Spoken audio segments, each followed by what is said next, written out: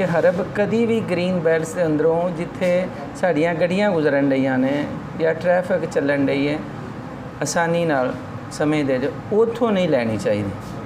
मेरे भाई तुसी लवो दे इत्थे अच्छा बोलिया जाता है, माशाअल्लाह जुम्मादारी नाल गल करते हैं, लेकिन इस गल का किताबां च नहीं लिखिया कि उस दौरे गड्डियाँ चलनियां ने तो पेट्रोल उत्ते डिगे दा।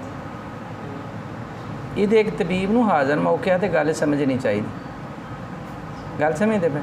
दूसरी चीज़ जेड़ी हरब भी तुहानूं मुयसर है, एक तो ऐसी जगह तो लो अगर किसानां दियां खेतां चो लेंदे हो तो ये देख लो कि उन्हें उत्ते स्प्रे तो नहीं किया, क्योंकि बड़े हैवी जो कंबाइन बनाते हैं ना वो पारा नीला तोतिया और दूसरा इस तो भी खतरनाक तरीन जहर इस्तेमाल किया होंदा। और बाद स्प्रे में ऐसी आंदियां ने उस्ताद मोहतरम ये उपर जमीन ते जरा ना स्प्रे कर दिए तो थले 60-65 फुट तक ट्यूबवैल का बोर करिए ना जी, तो वह पानी कढ़ी वह असर उतों निकल आउंदा तो फौरन जरा ना खेत जिहदे च अगर तुसीं तोड़न की कोशिश करन डै जे तो ऐसी जगह तो हर गिज़ ना लो जिथे किसी ने स्प्रे की हो जाए। मतलब ये बहुत ज़रूरी चीज़ है जी। मेरे इलम में जाइए इजलास शुरू होने तो पहले मैं क्या बयान कर दिया।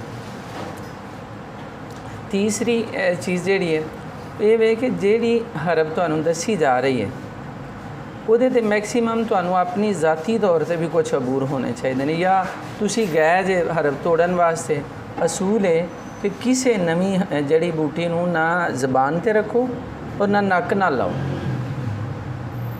तुहानूं आम हालात भी ठीक नज़र आन दिया भी ठीक है, खूबसूरत है, सारे मामलात हैं, लेकिन हरब्स के मतलब एक असूल याद रखो, नवी कोई हरब तुहानूं बाहर मिलती है उन्होंने ज़ुबान ते ना रखो और कदी भी नक नाल ना ला के सूंघो, क्योंकि बाज़ हरब ऐसी आंदी है ना जिन्हां दा असर बिलखासा असर करता है और बंदे नूं मौके ते मार देंदी है।